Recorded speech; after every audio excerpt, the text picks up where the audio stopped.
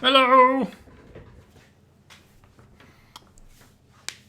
It's Saturday once again. So we will keep on going with our logic course. We are, I think, counting this session. So today we cover 3 proofs. Next week we cover deduction for first order logic. And the next week after that, we complete first order logic and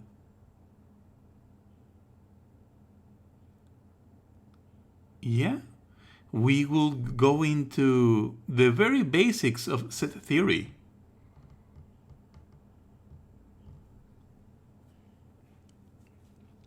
I think those are necessary, and then potentially, if there's interest, we will end with a final session about the philosophy of logic, what all of this meant, what it is for, what is the point of mathematical thinking, what are its limits and flaws. So we have 1, 2, 3, 4 sessions left at most. Nice.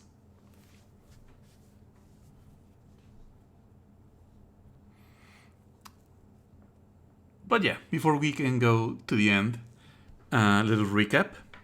Last week we gave a formal, hello there Rupert, we gave a formal definition of satisfiability.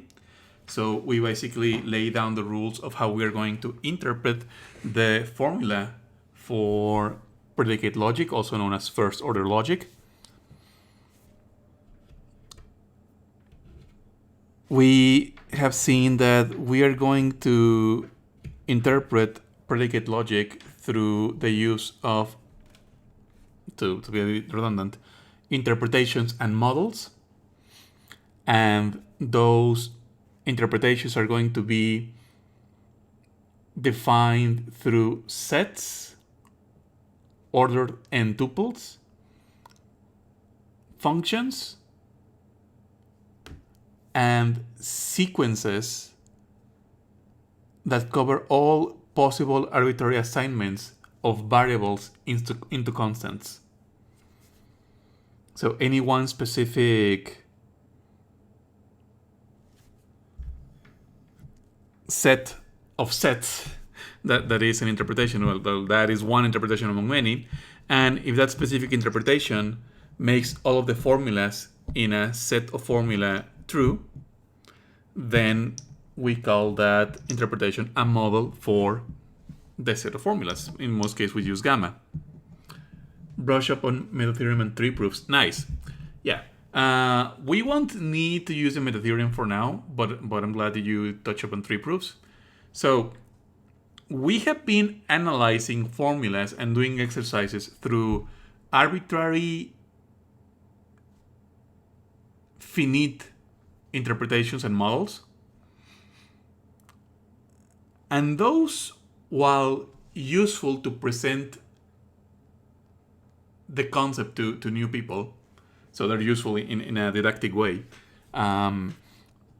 they are not actually valid methods for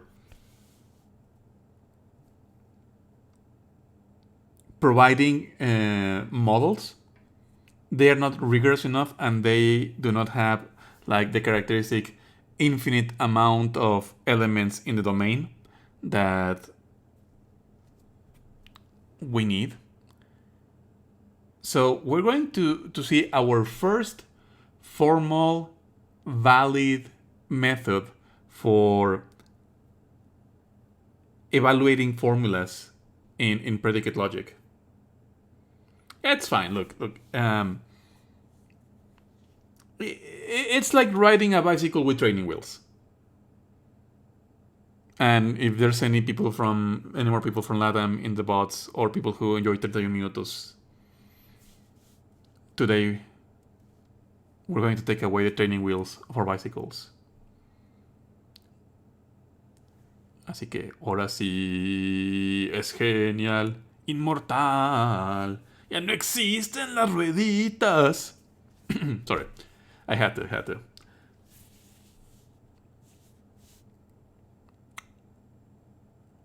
It's okay. So what are we gonna do? First, let me start up the music.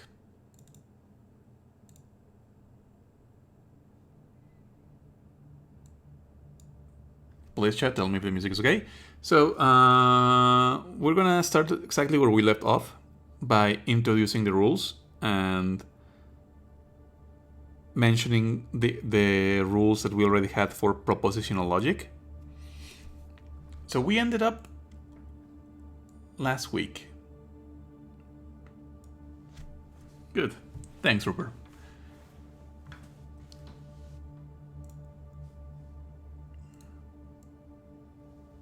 Okay, so these are the rules for if we're using true and false.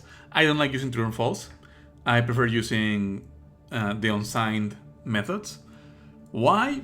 Because using the unsigned methods allow us to jump into other logics later on, if we are so inclined, that have more than true and false.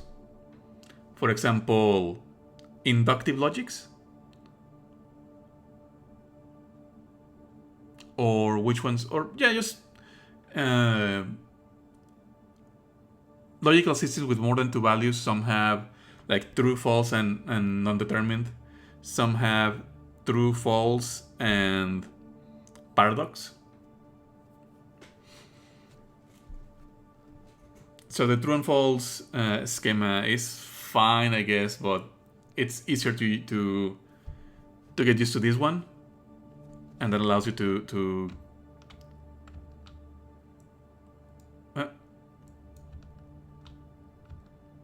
okay, there we go. And that allows us to use the system more easily for other logics. So, if we have a formula, and this symbol is just any valid formula,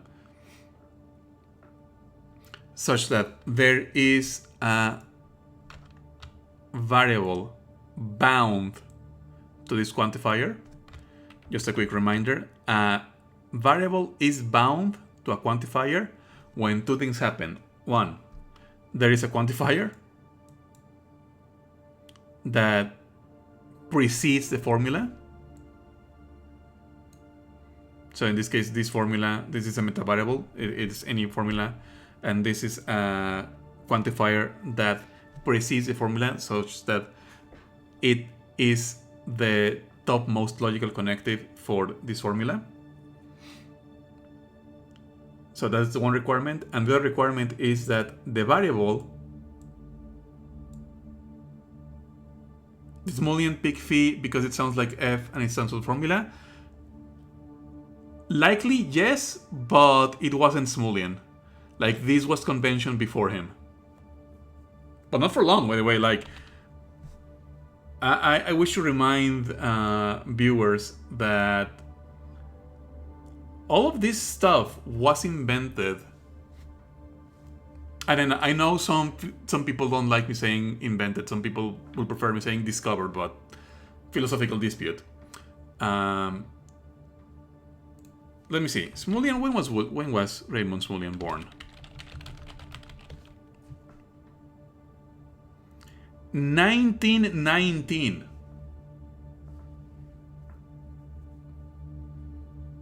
He lived for 97 years. What a legend. So yeah, when he was born, I don't think that this field of study was invented as we understand it right now. Yeah. When was Russell's Principia Mathematica, Russell and Whitehead's Principia Mathematica printed? Yeah, 1910, 1912, and 1913.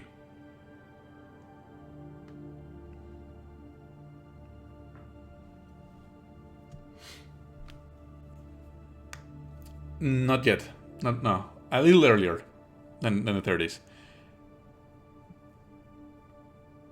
But I would say that predicate logic, as we know it, was mostly the result of the Principia Mathematica of Russell and Whitehead and Alfred Tarski.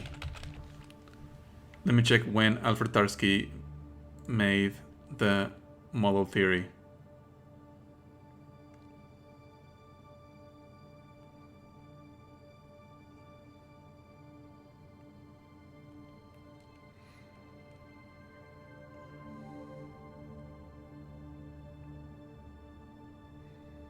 So yeah, basically,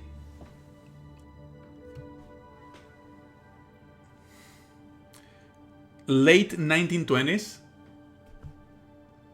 So we can say that Smullyan was born before the predicate logic we know and use today. So again, just context to remind us that this area of study, while obviously it has an extensive historical background, but the formalism that we use, the style, the notation, and so on, is, historically speaking, almost new.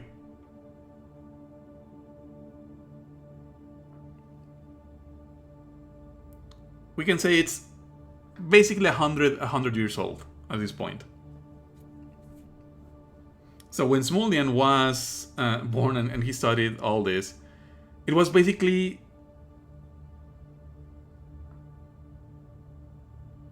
the hot new stuff. Yeah, people from the early post-war, post-Second World War would say.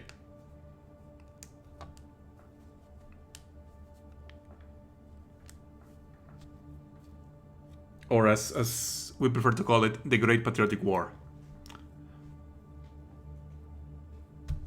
Anyways, so yeah, I don't think Smullyan chose phi to stand for the meta variable for any formula, but it's a relatively new and not universally followed standard. So as I was saying, we know that a variable is bound to a quantifier when two things happen. The first one being that the quantifier precedes or is the topmost logical connective of a formula. And the second requirement is that the variable that appears in the quantifier appears in the formula. So we can have like limit cases in which we have a universal quantifier or extension quantifier, doesn't matter. We have a formula, but the variable doesn't appear. Instead, another variable or no variables appear. I know it's kind of like a extremely nitpicky and absurd. Like, why would you have a quantifier if you're not gonna have it do anything? Yes, it's a limit case, and when you're doing logic and programming and all that kind of stuff that is oblivious to context, you need to be careful about limit cases. Because the machinery will go along exactly as you tell it to do, and if you don't cover the limit cases, there will be problems. So yes, even taking into account the limit cases, we need to define that a bound variable has those two requirements. The quantifier needs to precede or rule over the formula, and the formula needs to have the same variable that is next to the quantifier in its scope. So, the first rule of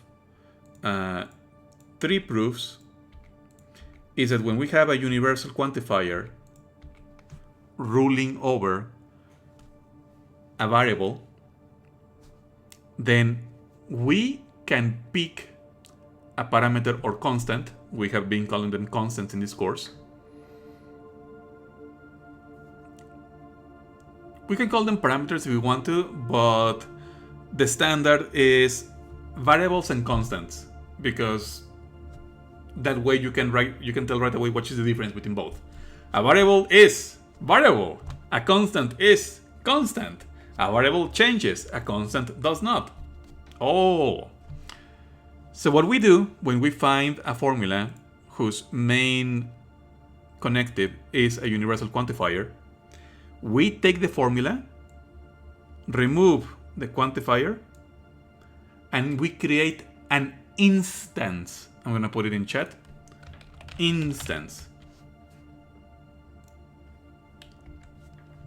A specific instance of the formula exchanging every variable connected to the quantifier for the same constant. What does that mean specifically? It means specifically that if we have p of x and r of x, and both of these variables are bound to the same quantifier, we need to replace the x uniformly. We need to replace the first x with a and the second x with a. We cannot pick and choose, such that we can change the first x for a and the second x for b. No.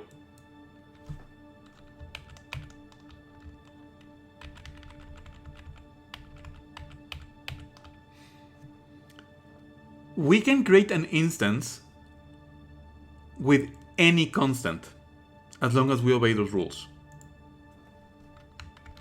That means, and this is very important, that we are never truly finished analyzing a universal quantifier. We can create an arbitrarily large amount of instances for a universal quantifier. Why? Remember that our domains for our interpretations are infinite. We have an infinite amount of objects that belong to the domain. When we're saying that everything fulfills this formula, that means every element of the domain. So we have a potentially infinite amount of objects that we can create a potentially infinite amount of instances. We can make an instance such as P of A, P of B, P of C, P of D, and so on, so on, so on, so on, so on. I will never truly finish analyzing or exhausting what a universal quantifier is affirming in a finite method. This is going to be very important soon, so keep that in mind. Our second rule for predicate logic, tree proofs, is when we have a formula preceded by an existential quantifier. At first glance, these two look very similar. In both cases, we are creating an instance, a new instance of the formula, such that if we have an x such that phi of x, then phi of a. The rule, and I will keep emphasizing this because it is incredibly important. When we make an instance of an existential quantifier, we must always use a new constant that we have never used before in the proof. If we do not respect that, we are contaminating the proof. We are adding undue information to the proof, and that will lead us astray.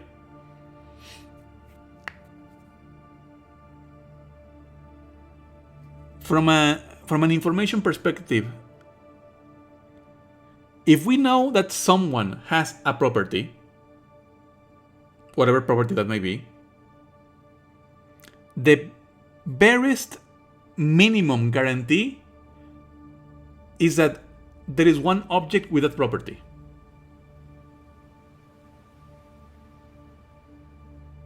That is the minimal information that we know about this. The least we can assume. There is nothing telling us that the same object has other properties previously mentioned in the proof. That is why the constant always has to be new.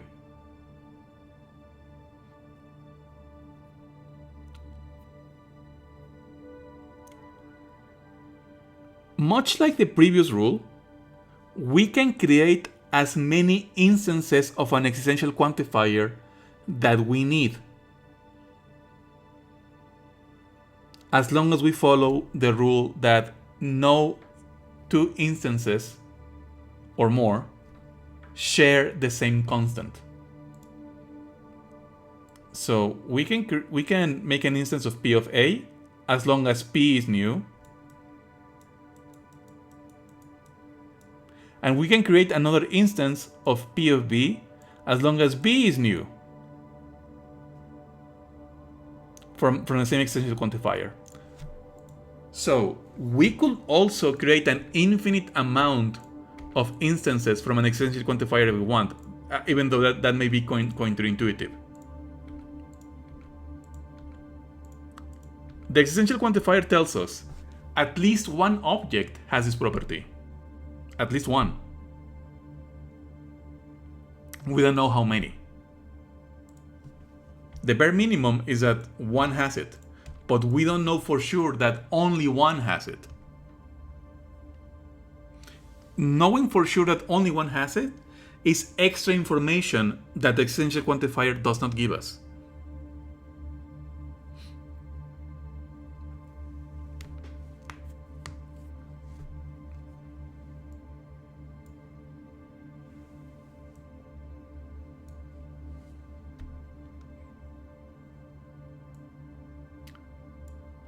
When the existential quantifier is negated, that is basically we can intuitively understand the following.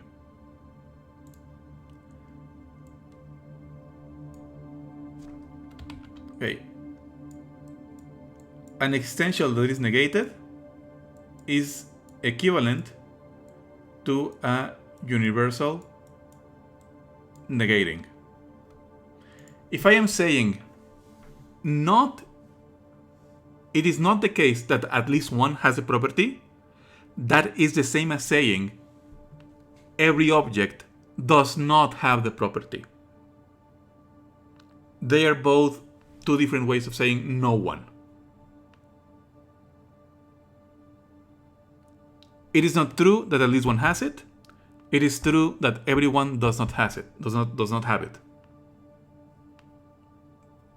Very fancy ways of saying no one. And no one means that the formula that is bound to the quantifier, we can create any instance with any parameter, because as we are mentioning here, an existential negated is basically a universal negating. We can create any instances of the formula for any constants but negated.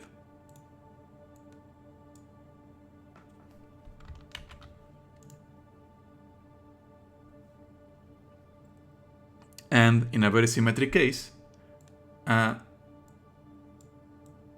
universal negated is equivalent to an existential negating. If we're saying not everyone, we are saying at least one doesn't. So our rule for universals negated is basically creating instances with negation, but we follow the same rules as before. The instances must always have a new fresh constant for every instant or every time we want to use this rule. Okay? Now, the book follows with a unified notation. The unified notation is not a formal necessity. It's just for people who have done dozens, hundreds of tree proofs, and they can just like do the proof at a glance. Ultimately, we can reduce the rules of tree proofs to 4 schemas. Either creating a new universal instance, creating a new fresh instance. So this is from universals, this is from extensions. And then we have the propositional rules in which we either get 2 formulas or we get 2 branches. Now, this can work as a generalization, and this is kind of useful for some metalogic proofs, but we're mostly gonna skip them. We don't really need them. If you ever get to the point where you can understand why you can just skip the details and do this, that is beyond the goals of this course. Congratulations. But that kind of efficiency comes after dozens, hundreds of exercises. If you can do that, then I have succeeded in this course. Okay. So let me skip a bit and take you to this, our work page. Here we have the rules that we just saw.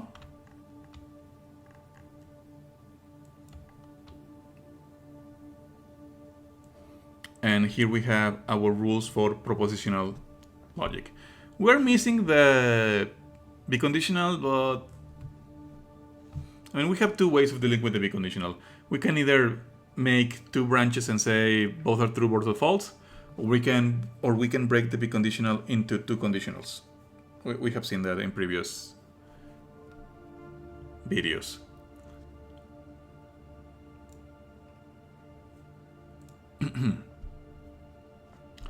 This is for the conjunction, this is for the disjunction, this is for the conditional, this is for the double negation, this is for the conjunction negated, disjunction negated, and conditional negated.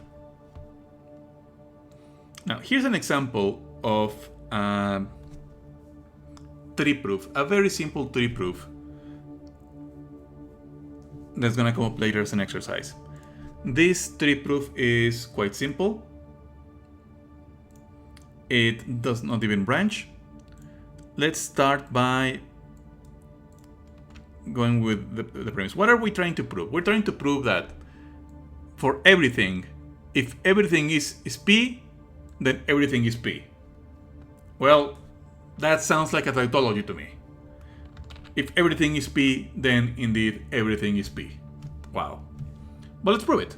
Let's prove that such a thing is logically valid, and by that we mean true under every model of first order logic. So we're gonna take the formula and we're going to add a negation. As always, remember that tree proofs are methods for refuting. We are trying to refute or count or create a counter model. If we cannot create a counter model, then the original formula has to be true under every model. If we cannot refute something in classical logic, then it must always be true. So we take the formula and we add a negation. Okay, so the main connective or the main logical operation of this formula is a universal quantifier negated. So I'm going to have to use the universal quantifier negated rule.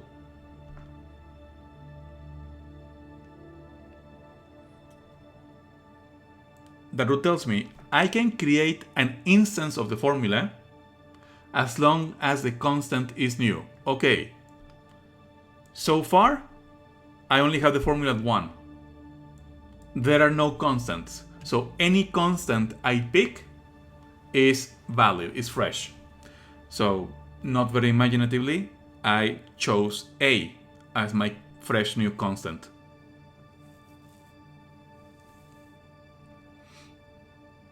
So I replace the formula that is at 1 with an instance replacing x for a. I cannot replace y. Y is another variable in the scope of another quantifier. I can only replace x. So I take this formula, create an instance, replace x with a, and then negate it because it's a not everyone. So if it's not the case that for every x, for every y, p of y, then p of x, let me rephrase that. If it's not the case that all elements of my domain fulfill this formula, then there exists at least one object that does not fulfill it. We will call that object A, because we haven't used A for anything else so far. So A does not fulfill this formula. Let's see if that happens. This formula, the main connective is a negated conditional. So I will use my rule for negated conditional, which we learned when doing trees for propositional logic. Okay, here it is. If I have a negated conditional, then I can affirm the antecedent as true and the consequent as false, because those are the only conditions in which a conditional is false, aka negated. I can equate falsehood and negation in first order logic because it's a two-valued system. But conceptually speaking, negating something and being false are not the same. Okay, just keep it in mind. Just conceptually, they are not the same. I can equate them in this system. They just manage to match. But conceptually, it's not the same to negate something as to say it is false. So I get the antecedent affirmed and the consequent negated. The antecedent is telling me everything is P. The consequent negated is telling me A is not P. Well, that is a contradiction. If everything is P, then specifically A must be P. And I can affirm that by the rule of universal instance in 3. Because I have that A is P and not P at the same time in the same model. Well, it's not a model, it's actually impossible, so that closes the branch. And we have proven that the original formula is indeed logically valid. It is true under every model because I could not create a model in which it was false. Okay, let's go back to Smolian. Now that we more or less know how to read a tree proof,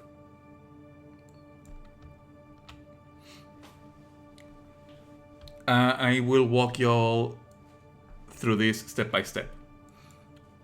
Okay, so Smolian wants to prove that if for every x, for every y, if everything is P, then everything is P, then if everything is P, then everything is P or everything is not P.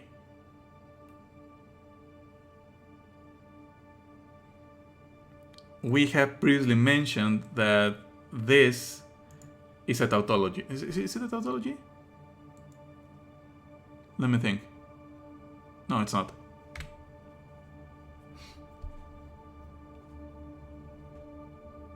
Because it will be the case that some things are P and some things are not P. So it will be false that either everything is P or everything is not P. Okay, so we will take the formula. We'll take the formula and Smolian assigns it false. So again, he's trying to refute it. So if this formula is false, then that the main connective is a conditional. So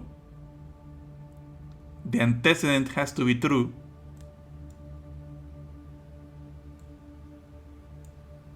and the consequent needs to be false. If the antecedent is true, then we have this. If the consequent is false, then we have this. Now, 3 is a disjunction. It's a disjunction that is false. So the only way a false disjunction can take place is if both disjuncts are false.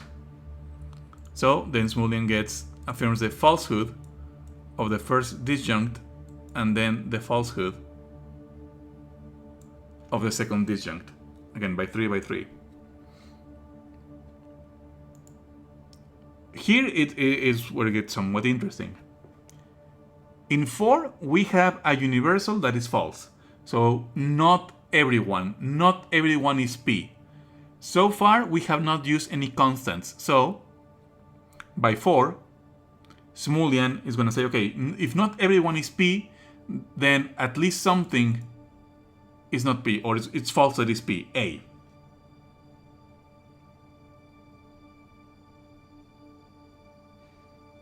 And here we have another false universal.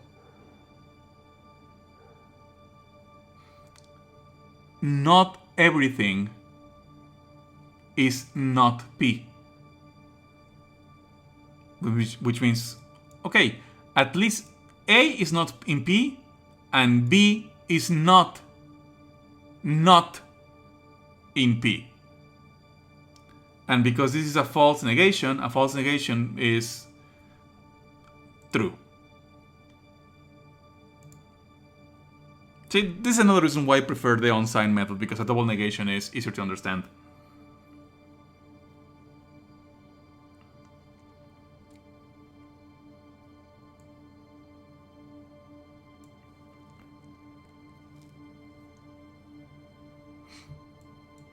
From 2, we get this formula. 9 is an instance of 2, which is saying if everything is P, then everything is P. Here, because this is a universal, Smulian chooses to replace X with B. That is a secret tool that will help us later. And in 9, we still have a universal. If everything is P, then everything is P. Well, if B is P, then everything is P. Specifically, if B is P, then A is P. And we can see how that is going to generate a contradiction, because either B is not P, but there's a contradiction because here it is true that it is P, and here it is false that it is P. So it cannot be true and false at the same time in the same interpretation, so contradiction, and it closes.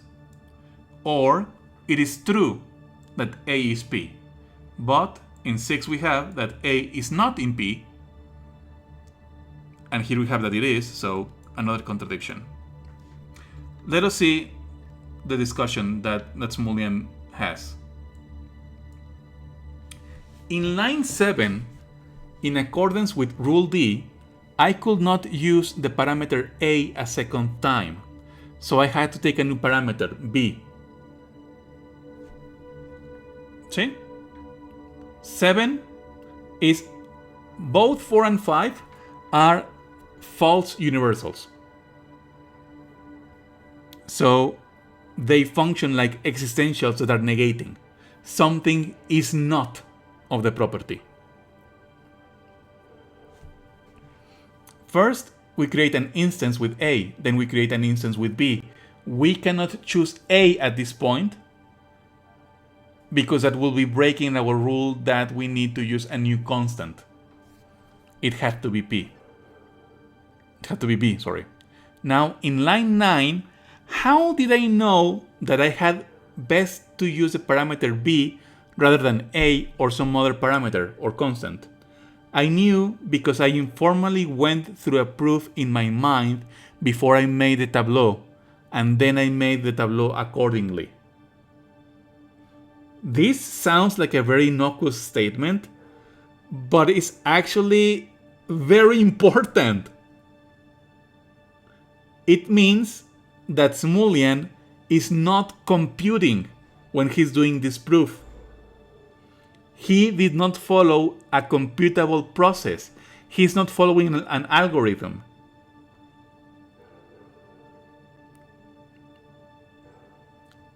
Tableau, he used an informal model or an informal process. Tableau for propositional logic are purely routine things. It makes no essential difference in which order one uses the rules. Yes, there are some algorithms that are more efficient than others. Generally, it is better to not open branches unless necessary. But no matter what you do, the process is finite and you will get to the end. If one order leads to a closure, so will any other order.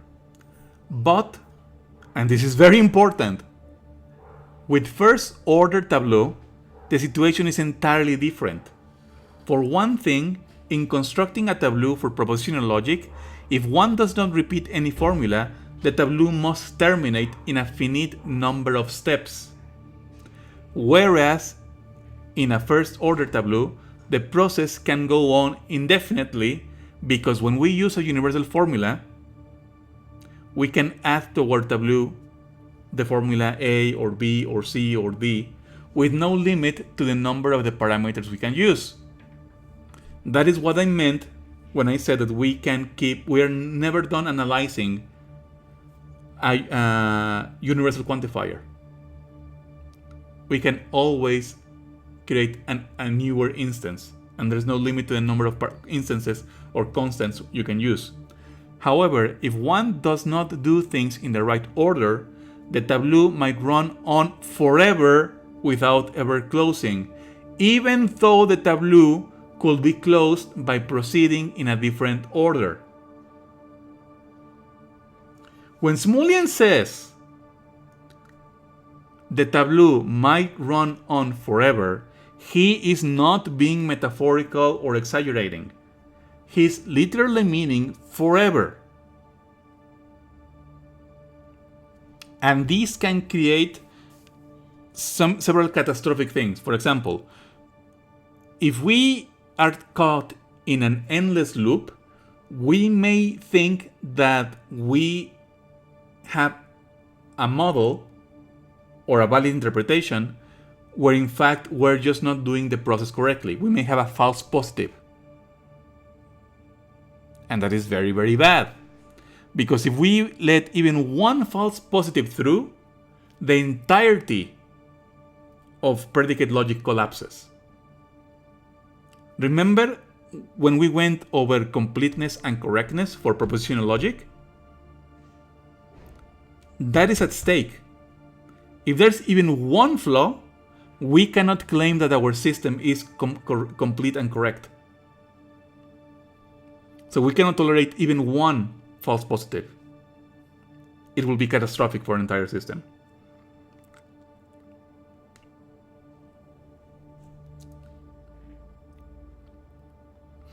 Another thing that may happen is because the process can run on forever, literally forever, if we're using some sort of automated proof or computer program, no matter how powerful your computer is, any process that goes on forever will eventually run out of memory.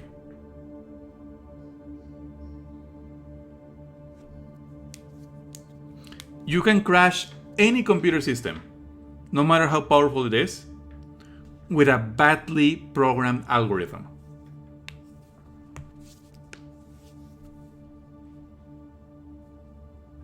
And that will also be very bad.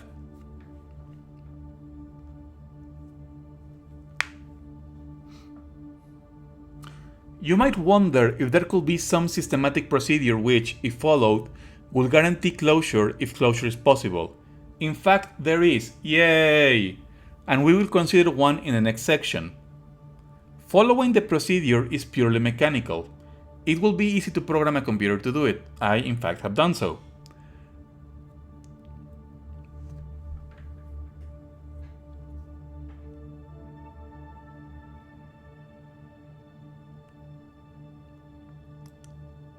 But is it understood that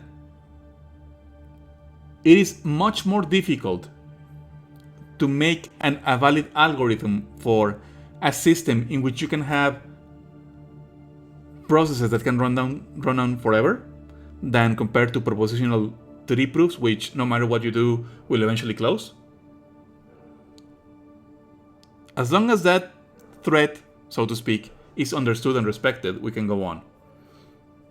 However, a tableau constructed with intelligence and ingenuity usually closes far more quickly than one constructed using that purely mechanical procedure. We will return to this later. This is a very informal method of saying that even though the process is computable,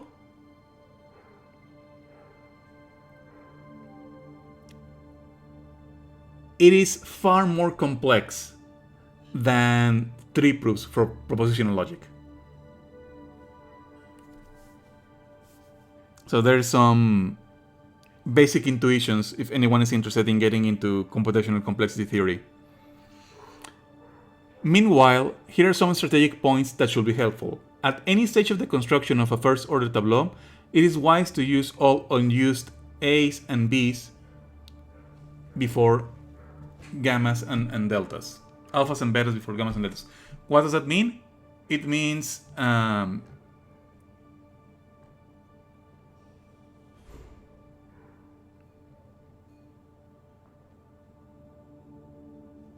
yeah. So he's a very trollish author, and we love him for it. So I don't know why there's a mismatch in the nomenclature. When he's saying use alphas and betas before gammas and deltas, he's saying first use rules A's and rules B. Basically, first use propositional rules, and then use quantifiers.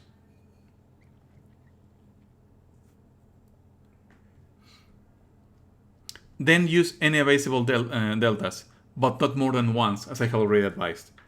As for the gammas, use any parameters already on the tree before introducing new ones. Okay, this is an informal algorithm that we should use in our 3 proofs, and we will. In the exercises below, we recall that formulas of the form x if and only if y are treated thus. So here's the last rule that we will keep in mind, but it's kind of easy to keep remembering. Also, improving a formula of the form x if and only if y, it reduces the clutter to make 2 tableaux, one starting with x followed by y, and the other starting with x followed by false true first element with false second element, false first element with true second element.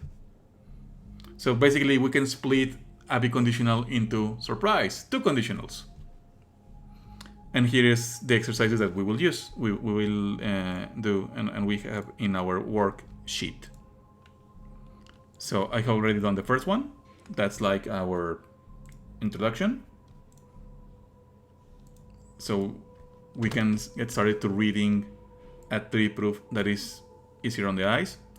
Now, let's start with the second one. Let me copy the symbols. 2 is for every x, if x is p, then there exists something that is x.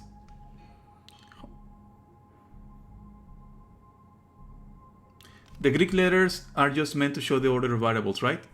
Yeah, don't worry. In the latest case, the Greek letters refer to the rules, but we don't need to appeal to any meta variables. We can say it is always useful to first analyze propositional formulas or use our propositional rules before creating new instances. And when we create instances, it's better to first use the existential quantifier rules and then use the universal quantifier rules for the instances that we just opened. Anyways, let me copy an existential quantifier symbol.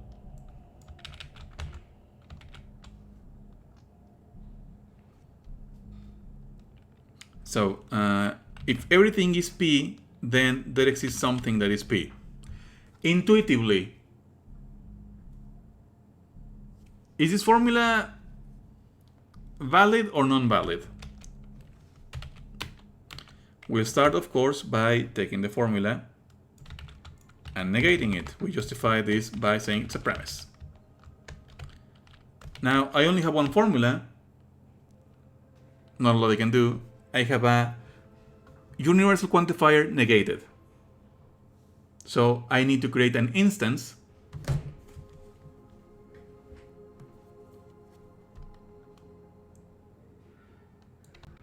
where I take the formula, negate it, and I replace the x that is under the scope of the quantifier with a new constant. Because there is no constant, I will choose a. Now, notice that I can only replace this.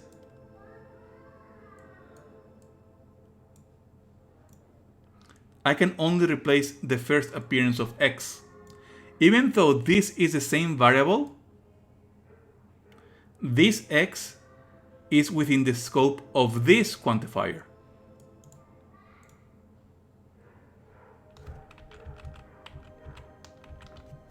And that takes precedence. This quantifier only rules this variable.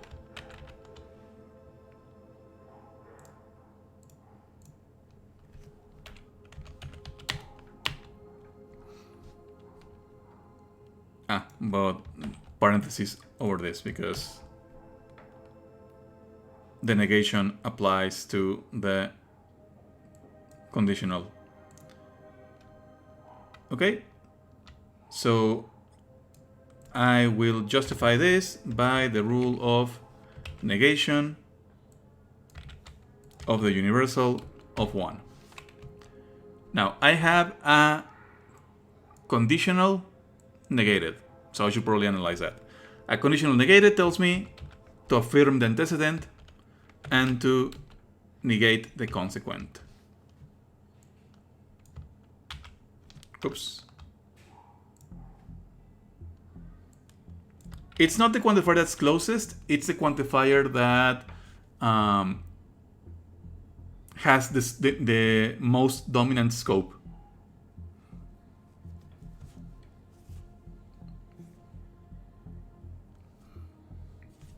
It's basically like reverse engineering how the formula was built.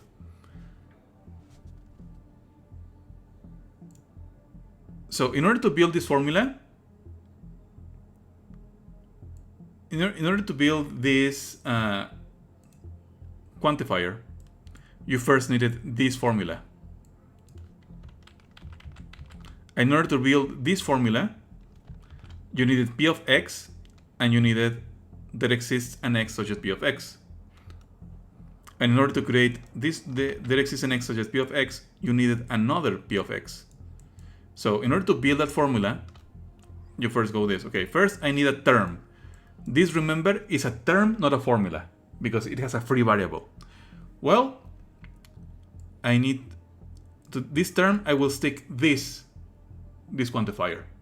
And that is when this px received the scope of this quantifier. And that marked it. And then I will use another formula, p of x, and I will connect them through the conditional. And then this formula, term, because it's a formula because it's connected by logical. I will take all of this and put it under the scope of a quantifier.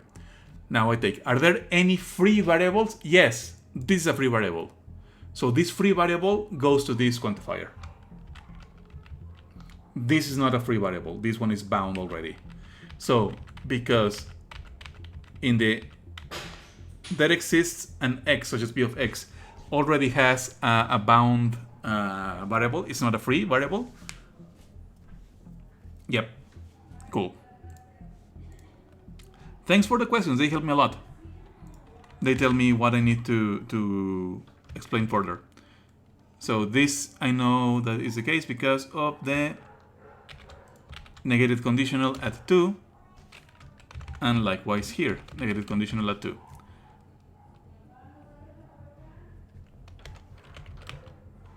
Now I have a existential negative.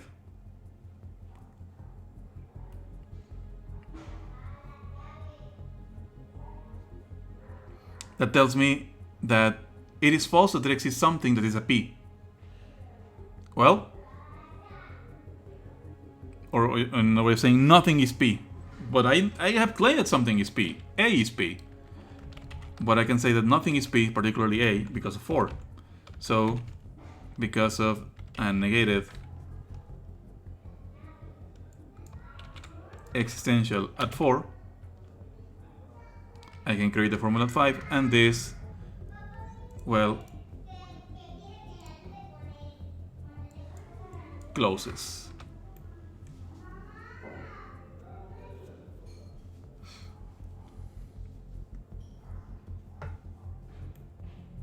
So the original formula is logically valid under first order logic.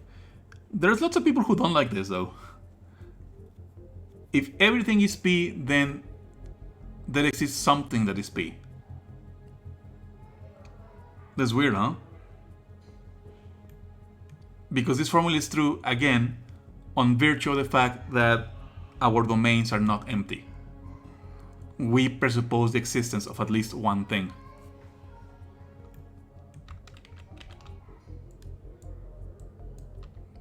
Okay, let's go with the next exercise.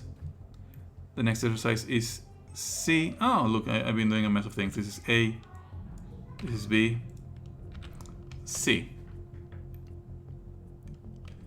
The negation of an existential quantifier such that there does not exist an A, a Y, such that P of Y, and then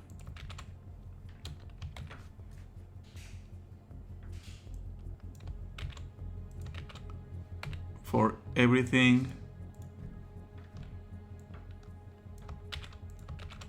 that exists, if there exists a P,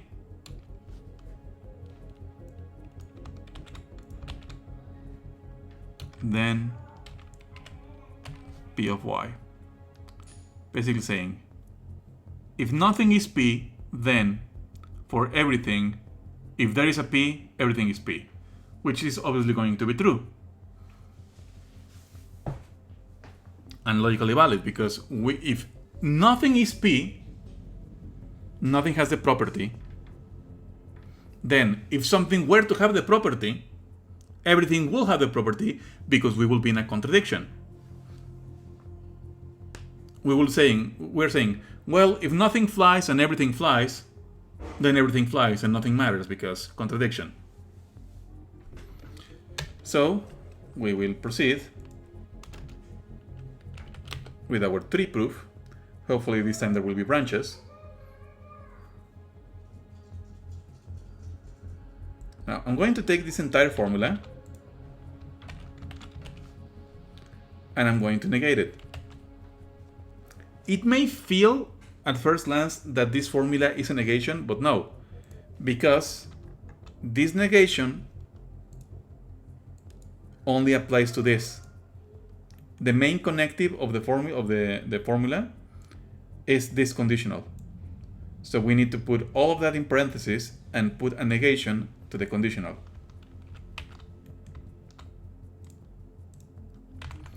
As always, we justify this by saying premise. Then in 2, if we have a conditional that is negated, we affirm the antecedent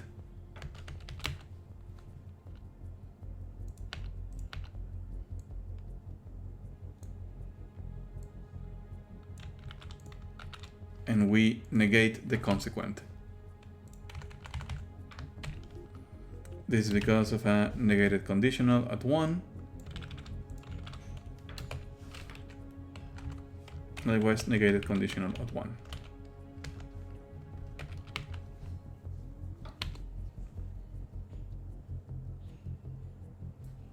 Now, 2 is telling me that nothing is P. 3 is telling me that it is false that for everything, if something is P, then they are P. 2, I can analyze infinitely. basically it's just telling me that nothing is P. So the contradiction I need to keep in mind of is if the formulas later on affirm that something is P. So I will ignore 2 for now and engage with 3. This is some of the ingenuity or creativity or human awareness that is useful for making these more complex proofs. If I started with 2, I will probably be caught in an endless loop later on. So 3 is a universal negated. That means I have to create an instance of 3 with a fresh variable. But all of that, negated.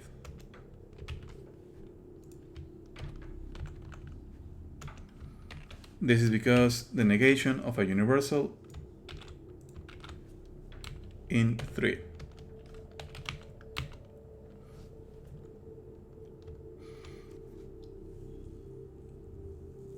Very important that I keep in mind the parentheses here.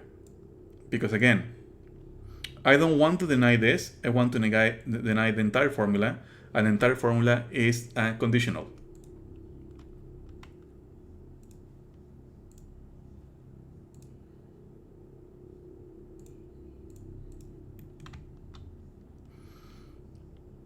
And because the entire formula is a conditional, I once again have the affirmation of the antecedent. Oops, ran out of space.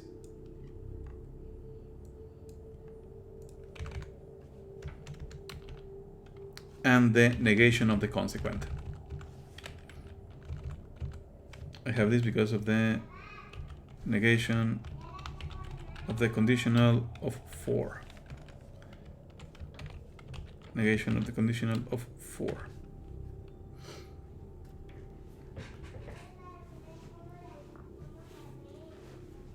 Now, intuitively, I should have a contradiction, no? Between 2 and 5. 2 and 5 tell me, hey, nothing is P. 2 tells me nothing is P. And 5 tells me, hey, something is P. But because they use different variables, if I were to be completely mechanically precise, I cannot say those are contradictions. I mean, they are not part of my rules because they are not exactly the same formula, affirmed and negated. So I still need to do some work. I will need to create an instance of 5. I will need to use B.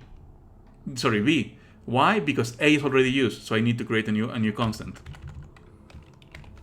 Because of an existential in 5. And in 8, I can say that not P of B because of the negation of the existential in 2. And that is a contradiction, so that closes the only branch I have, and the original formula has to be logically valid. Yeah. If nothing flies, then if something were to fly, everything will fly. Yes. That is the kind of absurdity that logicians like to joke about. Weird sentences that no sane human will be interested in uttering.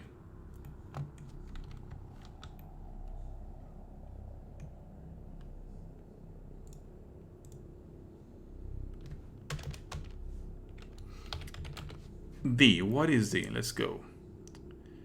If something is P, then something is P. Wow. Yeah, this is also going to be valid.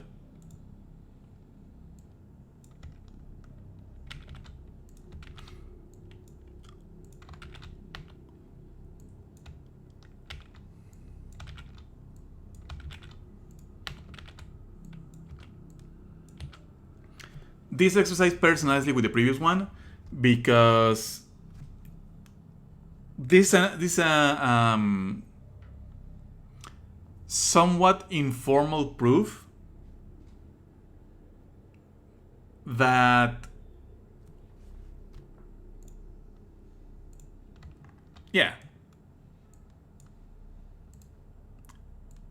this and this are actually contradictions, or that basically, yeah, what this formula is saying, it doesn't matter which specific variable you use. There exists something that is p, is there exists something that is p. Doesn't matter whether you call it an x or a y.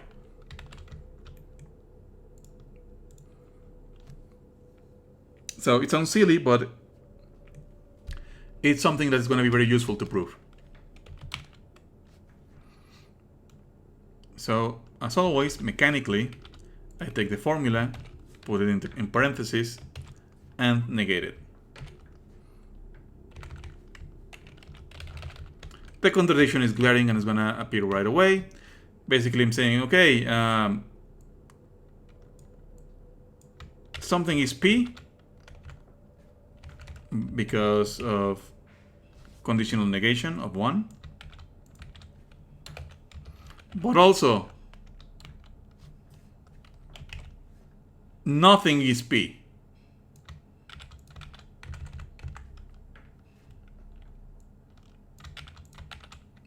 I mean, duh. But let's put in the work. If something is p, then at least a is p. We call that x and a because of existential in 2. But then immediately 3 comes and says, hey, I said that nothing is p. Particularly, a is not p. And we know this by negated existential in 3, which, not surprisingly, is a contradiction, closes the only branch, and we are done with this somewhat silly proof. Okay, let me jump over this. Oh, I moved the background without.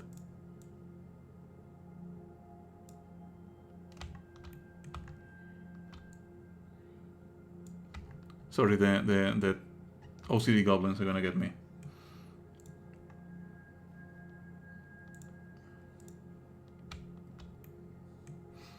So, okay, let's see. E looks mildly more interesting.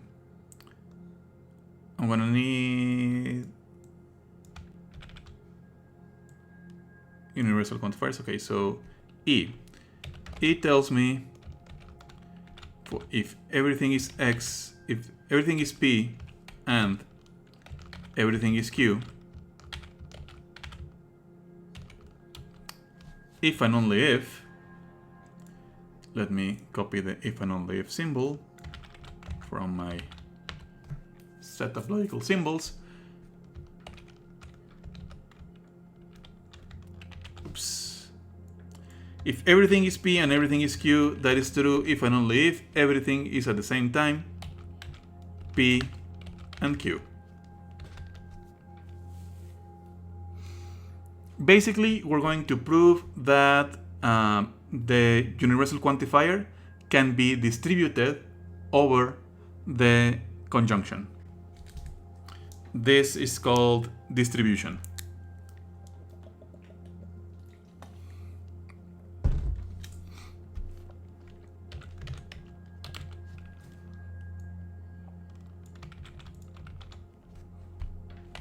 As is typical, I take the premise. Okay, thanks for the stand up and stretch.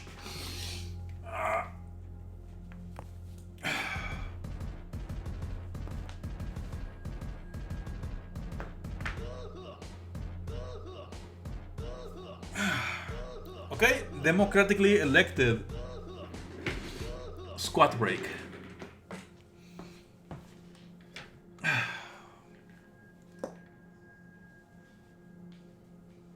Stretching.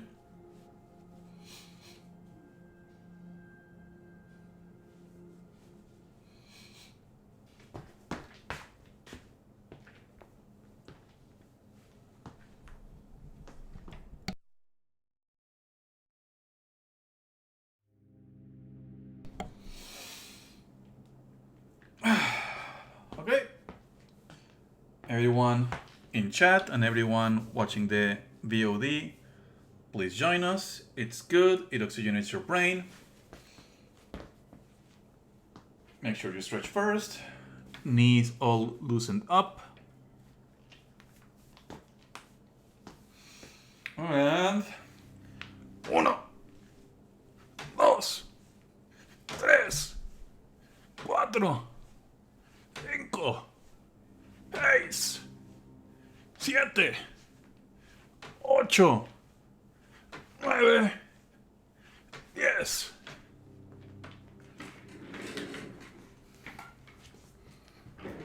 Yeah, I think 10 squats is becoming trivial. I'll probably add a 20 squat command soon. Or change from 10 to 20. But maybe not, maybe it's too distracting. Whatever. So, exercise E. So we take the formula, we wrap it with parentheses, and we negate it. So that is going to create 2 branches.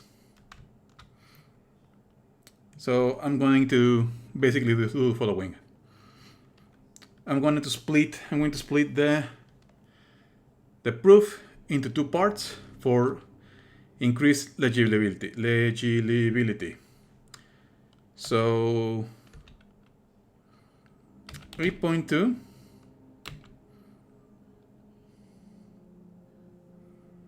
part of the training arc.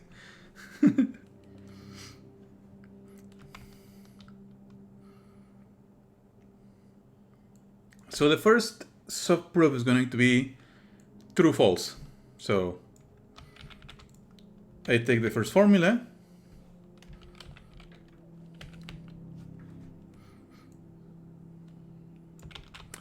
I take the second formula, I leave the first formula as is, and I negate the second formula. And I know this by negation of the B conditional in 1.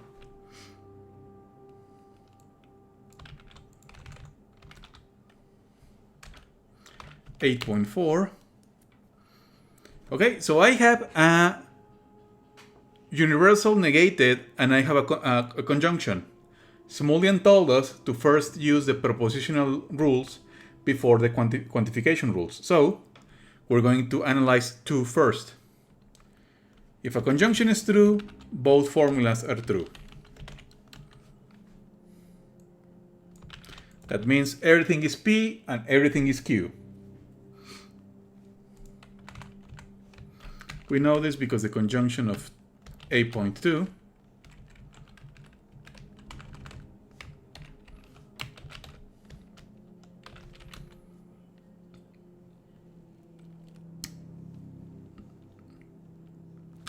and here I have 2 universal quantifiers and 1 universal quantifier negated.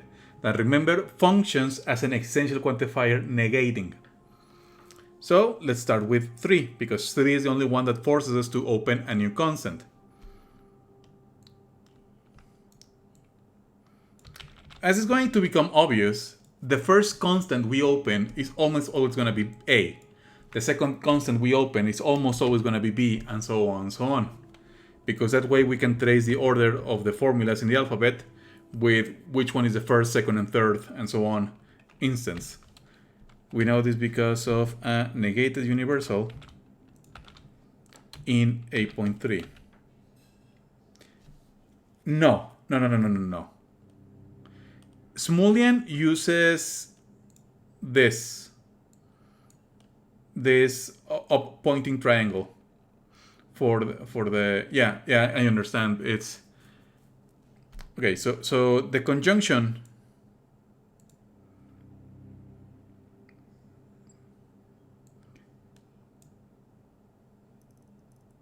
many logic manuals use a conjunction with this. We prefer to use the ampersand. Why? Because this symbol is horizontally mirrored by some dyslexic people. it can be confused with the disjunction. So some types of dyslexia confuse these two symbols, and that's a big mess. So by we I mean a part of the community of logic teachers at UNAM, have resorted to this nomenclature because it is more friendly towards people with dyslexia. But we use the ampersand to mean conjunction.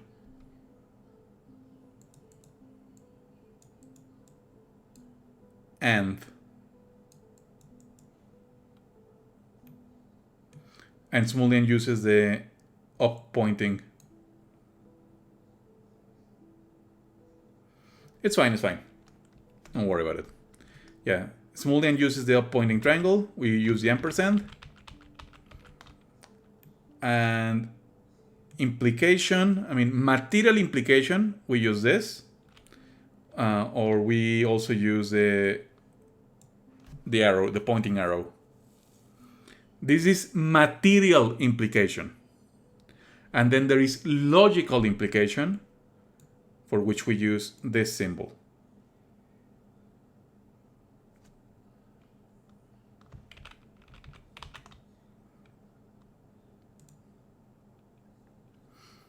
Okay, so where was I? Okay, so we have created an instance of 3. 3 is sideways t.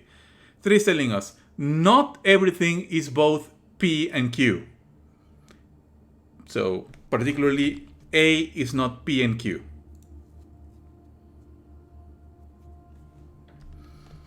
Because 8.6 is a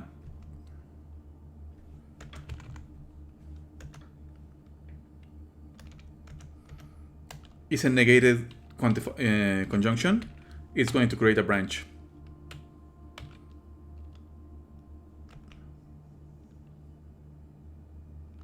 So we're going to have 8.71 and 8.72. Is this the order? No, it's not the order.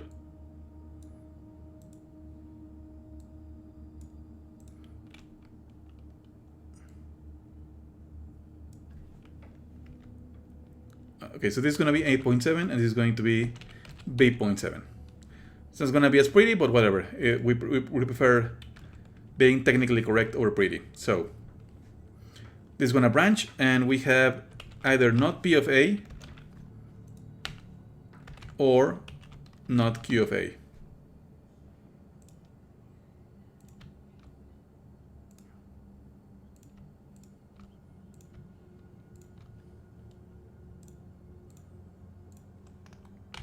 And we know this because of negation of the conjunction in 8.6. In 8.8, well, I have a contradiction. 8.7 tells me that A is not P. 4 is telling me everything is P. So I create an instance from the universal that is in 4. Whoops. And here in B.8, I create an instance not of 4, but of 8.5. 8.5 tells me everything is Q.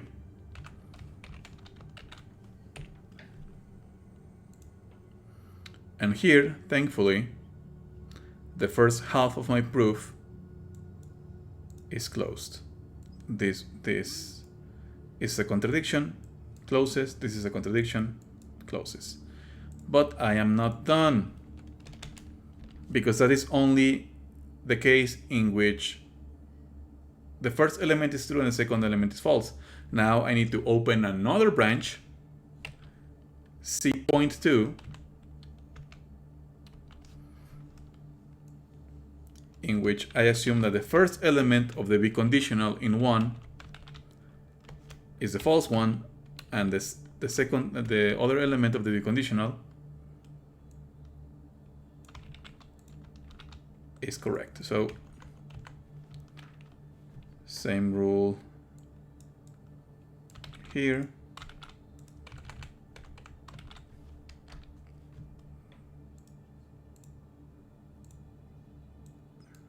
I need more space. Now in C.4,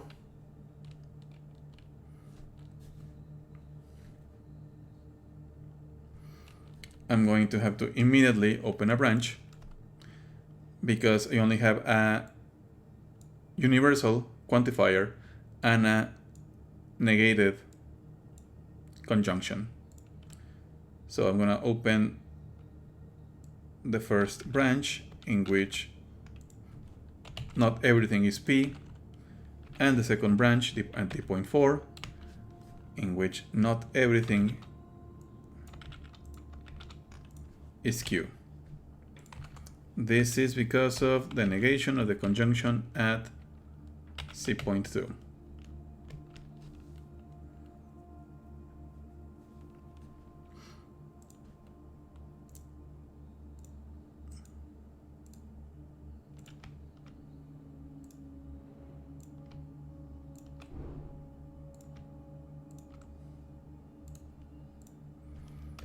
In C.5,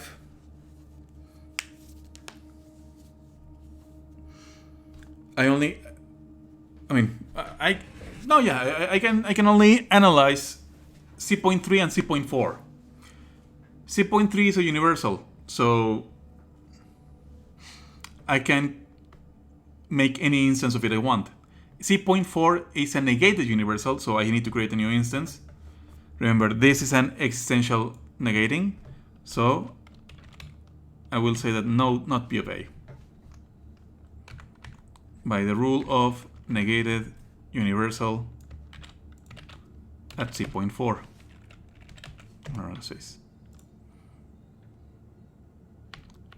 And in D.5,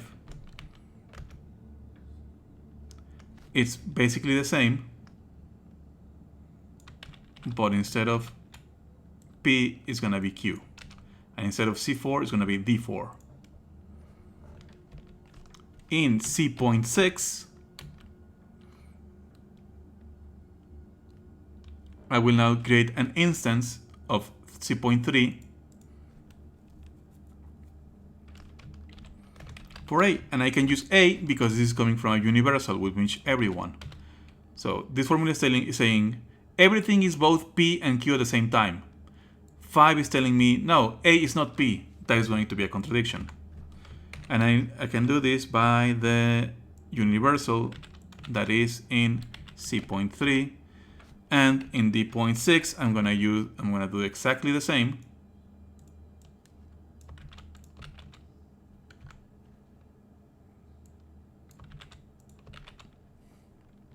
Even with the same number, because this is pointing to before the split of the branches. In C.7, I know that P of A because of the conjunction at C.6, and in D.7, I know that Q of A because of the conjunction at D.6.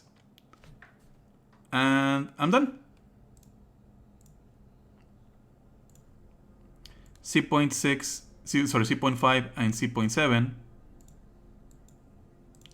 are in contradiction. Let me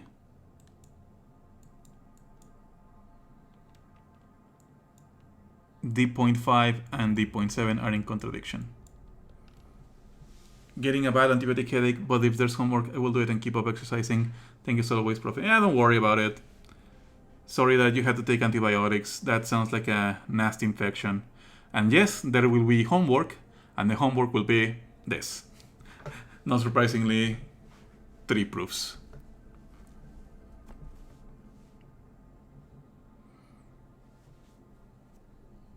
The cool thing about this is that we have proven that the universal quantifier can be distributed across the conjunction. This is a valid proof. Unlike our toy models, this applies to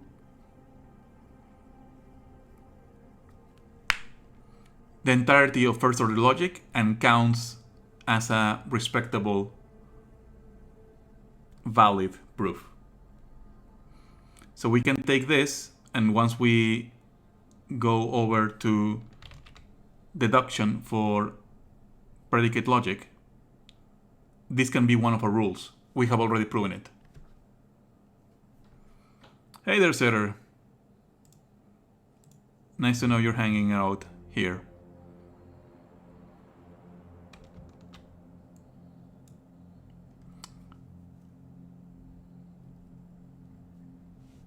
Okay, I am now going to do proof F.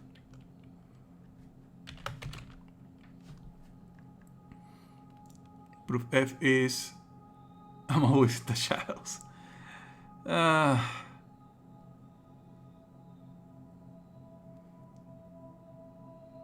Always in the shadows and selling faulty copper.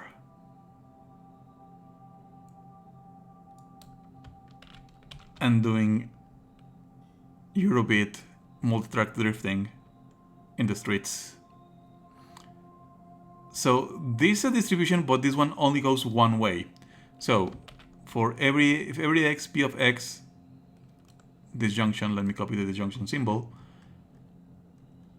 It may sound silly, but the disjunction symbol is not a lowercase v.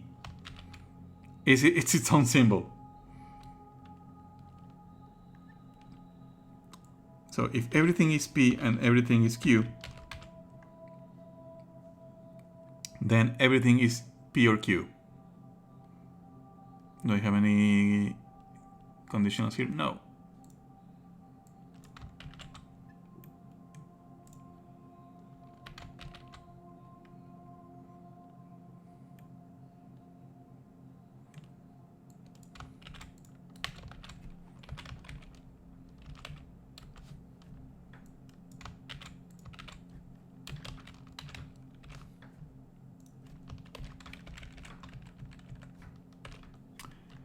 Why does this one only go one way?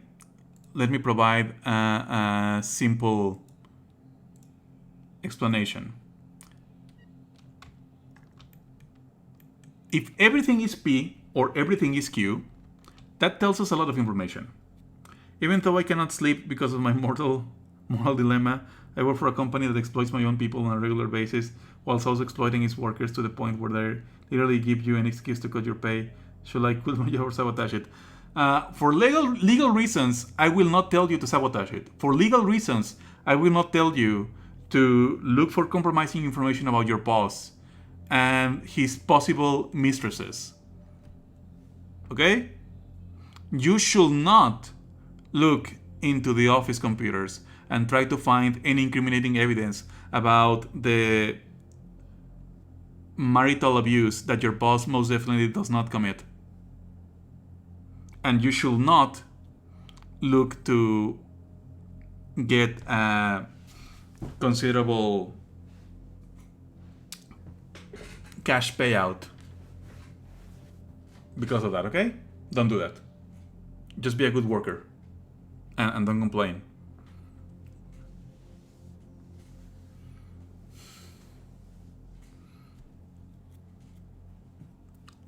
Yeah, exactly. So don't do it. Don't do it because that's not something you can put on a resume.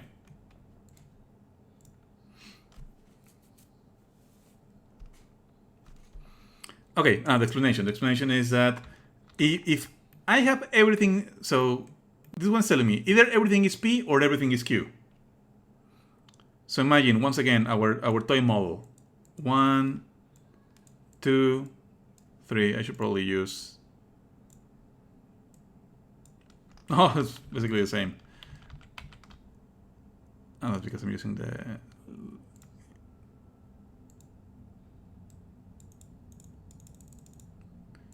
So imagine we have a.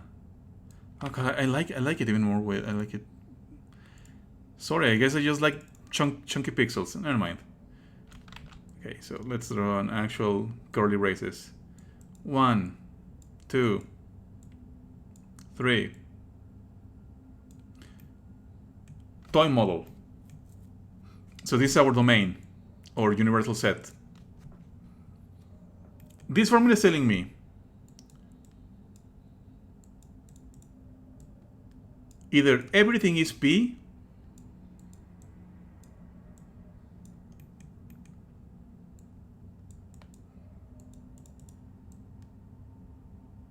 or everything is Q.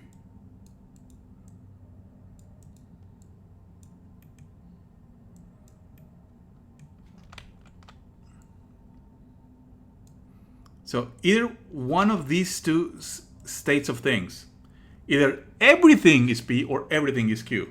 But what is this part telling me? Everything belongs to either P or Q, but not at the same time.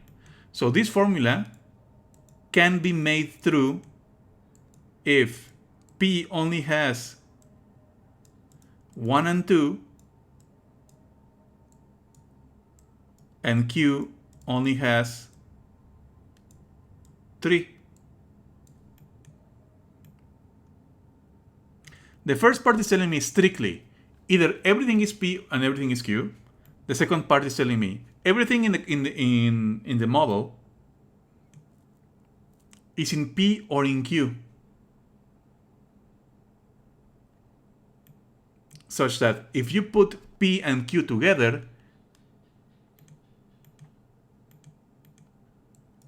P union, sorry, the symbol for union is thinner, so let me see if this, yeah, that actually looks like a symbol for union. If you put P and Q together, that will give you the domain.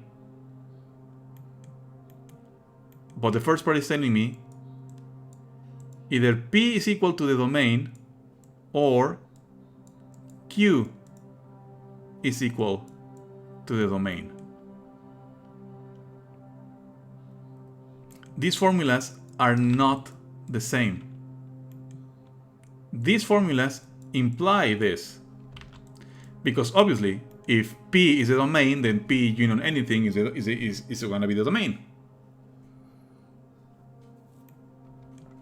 But this does not imply this. It does not go backwards. Because if we have the case where P and Q together give us a domain, that does not guarantee that P or Q by themselves are the domain. So that is why this formula only goes in one direction.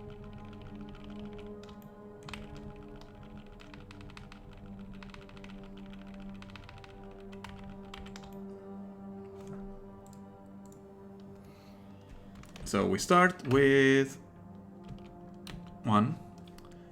We take the formula and we negate it. And as always, justify it by saying premise. In 2 we have a... Oh wait, I'm gonna need some parentheses.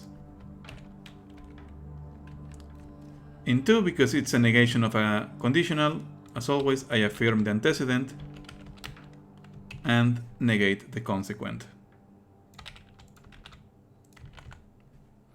I hope that at this point we have completely mechanically memorized that the part that is left to the conditional is called the antecedent, and the part that is right of the conditional is called the consequent.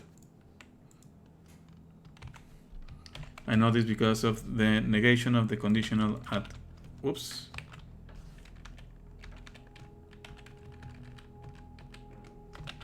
Negation of the conditional at 1.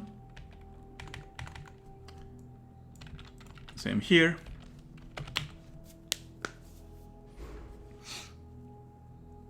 And then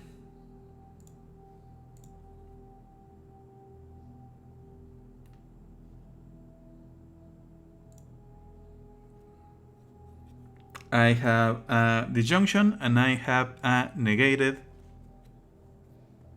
universal quantifier. Following Smolden's recommendations, I'm going to analyze the disjunction, which means splitting into branches. Either everything is P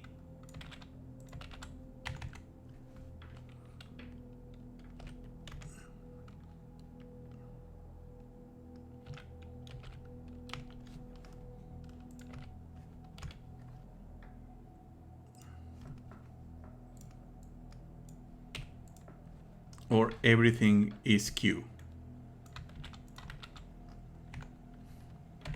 I know this because of the disjunction that is in 2.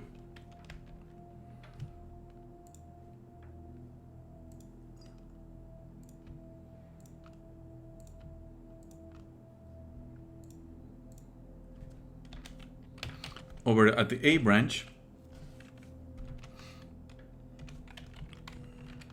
yeah, that's better.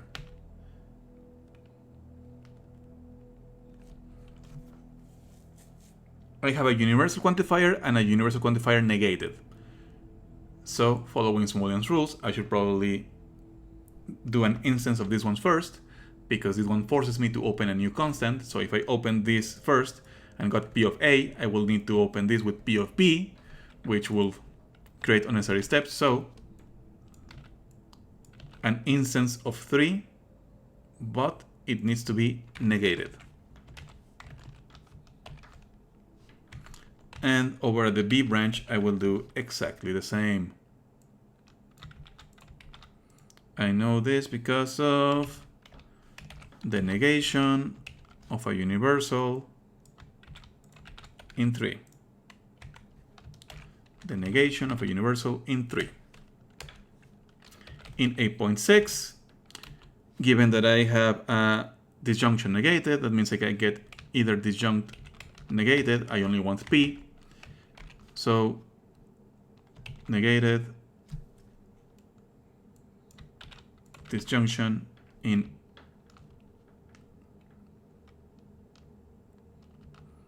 8.5.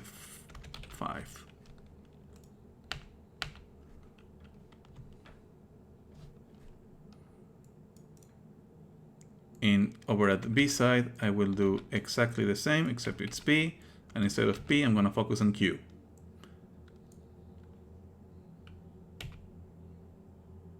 Oh, no, it's not B.4, it's B.5. Okay, and by now the contradiction should be obvious.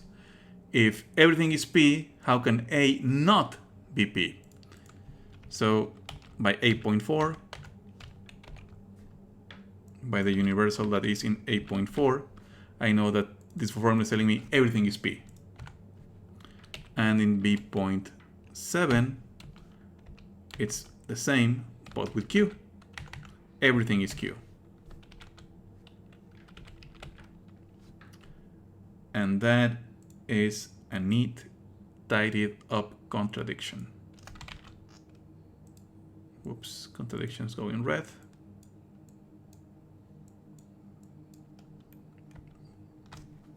And so on. Okay, I think that is going to be it for these exercises.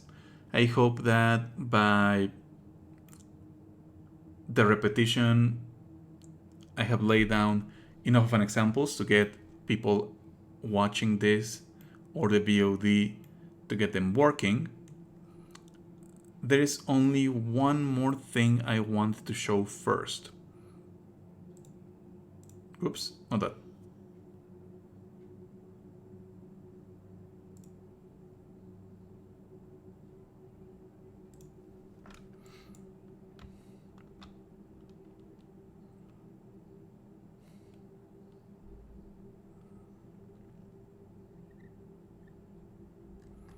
No, not completeness. It's in the other book.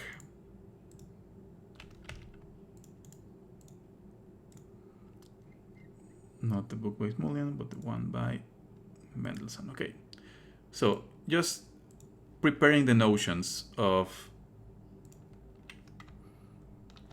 the system now that we have all the pieces in part. There we go. Definitions. A well-formed formula, beta, of predicate logic, first-order logic, whatever you want to call it, is said to be logically valid if and only if beta is true for every interpretation. We mentioned last week that some philosophers have some issues with this.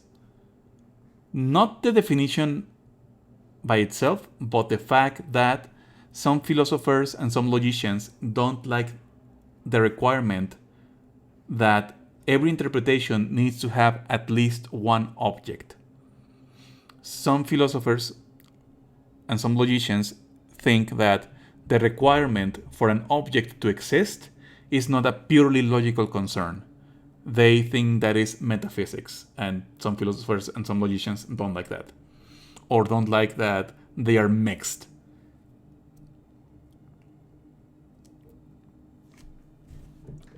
Here the historical note is pretty accurate. The mathematician and philosopher Leibniz gave a similar definition. A formula is mathematical. A mathematical formula is valid if and only if it is true in all possible worlds. And by possible worlds, he had a very mathematical notion of what a world is, including the monads.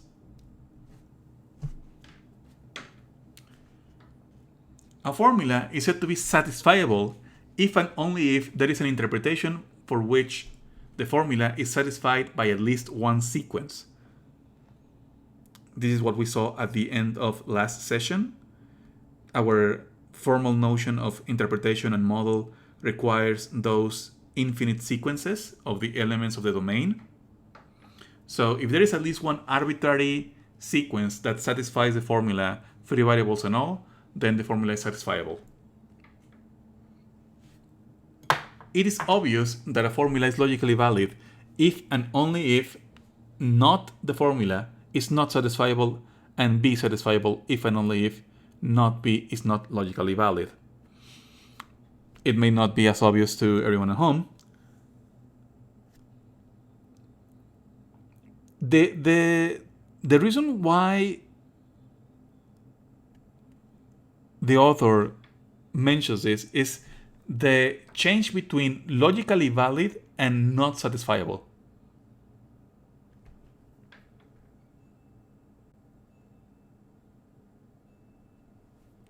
For something to be logically valid, remember, it's true for every interpretation. So if there existed at least one interpretation in which the negation were satisfied, then that interpretation will make the negation not necessarily true,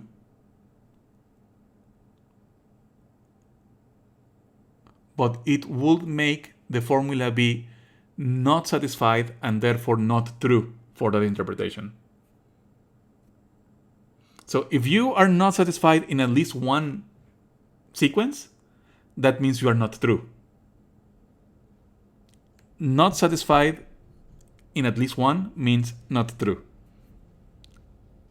But true and true means satisfied in all sequences. And B satisfiable if and only if not B is not logically valid. Hello Fer, what's up? I'm sorry to say, but you're catching on to the end of the stream. I'm just introducing some notions of logical consequence for first order logic, because that is what we're going to see next week. Derivation and deduction for first order logic.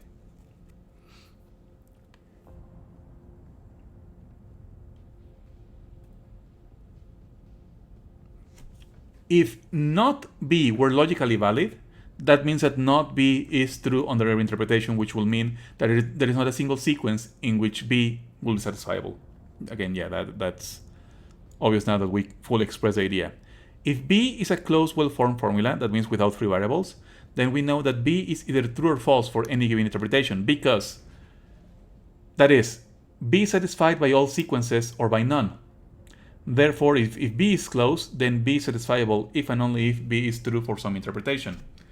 Basically, we only need to worry about satisfaction and truth mismatches when there are free variables. When they are closed, when the formula is closed and there are no free variables, then the formulas are either true or false. Pretty simple. A set gamma of well-formed formulas is said to be satisfiable if and only if there is an interpretation for which there is a sequence that satisfies every well-formed formula of gamma. It has to be the same sequence.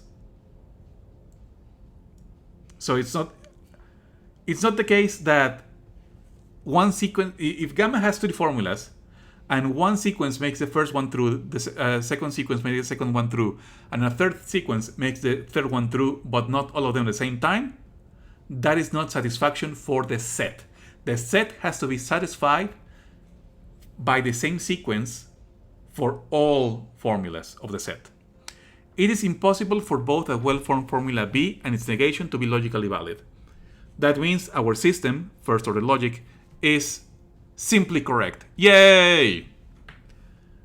I don't think we're going to prove that. For if B is true for an interpretation, then not B is false for that interpretation. I mean, yeah. It's fine, fair. At least there's the VOD. We say that B is contradictory if and only if B is false for every interpretation, or equivalently, if and only if not B is logically valid. Again, this we can do because we're in a two-valued logic, and negation and falsehood are mostly equivalent. B is said to logically imply C if and only if in every interpretation, every sequence that satisfies B also satisfies C. More generally, C is said to be a logical consequence of a set gamma of well-formed formulas if and only if every interpretation, every sequence that satisfies every well-formed formula gamma also satisfies C. Okay, that is the key notion. For logical consequence in propositional logic, we said a formula is consequence of another if every truth function that assigns the set of formulas as true also assigns the formula, the consequent formula, C or B or whatever you want to call it, as true. Here we need to make our notion of logical consequence a little more robust, and we are talking not just about any truth function, but for every interpretation, in every interpretation, every sequence. Again, the idea of sequences only matters when we're dealing with free variables.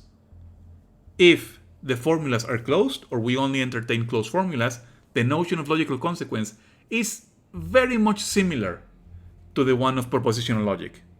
We're just saying, instead of truth functions, we say interpretation. And remember, truth functions are functions, and interpretations are a set of sets. B and C are said to be logically equivalent if and only if they logically imply each other. The following assertions are easy consequences of this definition. B logically implies C if and only if B material implication C is logically valid. That is our meta-theorem of deduction. The meta-theorem of deduction also applies to first-order logic. Yay! Basically, logical consequence under a model for B and C, and I am not doing the fancy letters.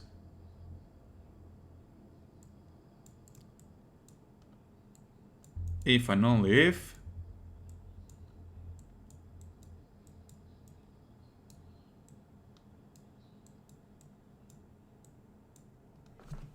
which is the meta-theorem of deduction.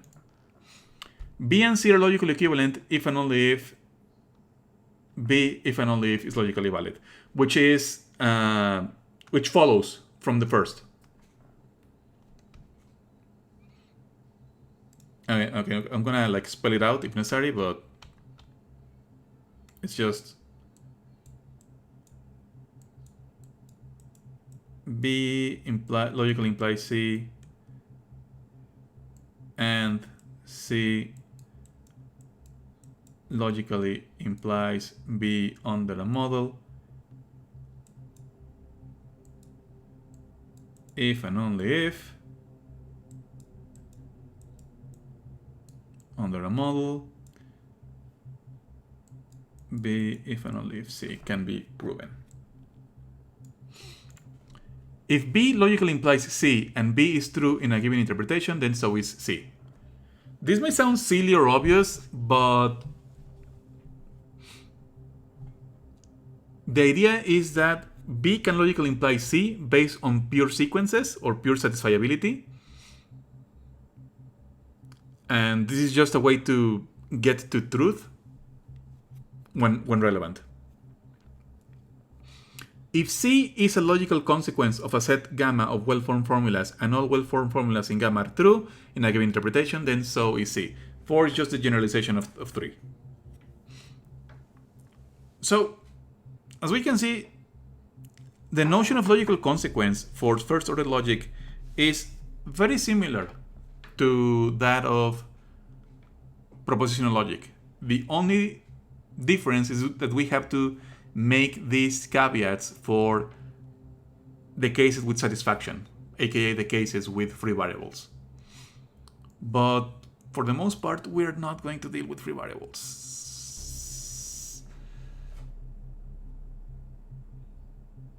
No, that is a lie. We will be dealing with free variables because we're going to deal with set theory. And in set theory, we do have some elements that deal with free variables. Okay, no, never mind. Then yes, it is necessary for a lot of mathematical work to deal with the caveats of free variables or unscoped variables, if you want to call them that.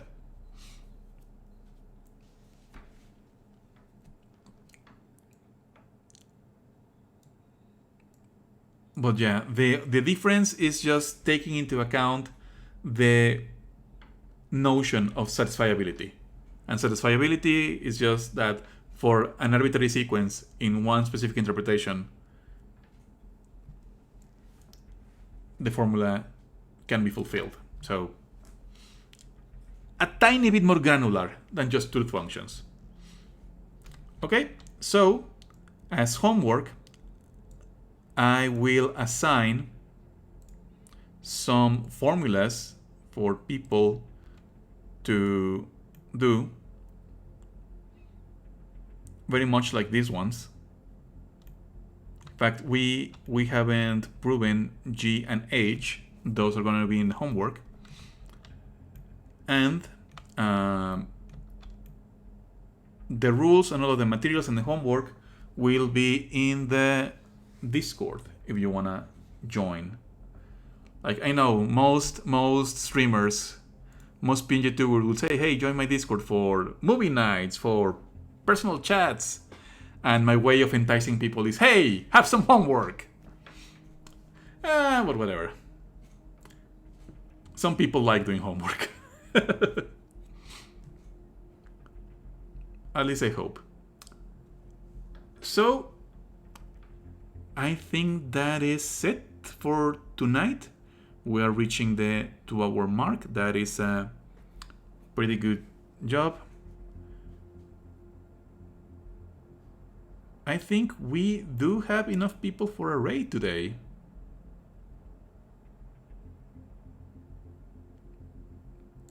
Oh, I wanted to catch the stream, so I'll send you all with Mist, who is learning how to use RenPy. So thanks for joining me, everyone. I'll see you all during the week, probably on Tuesday. I think my Tuesdays are free now, so I can probably stream 3 days a week again. Bye-bye.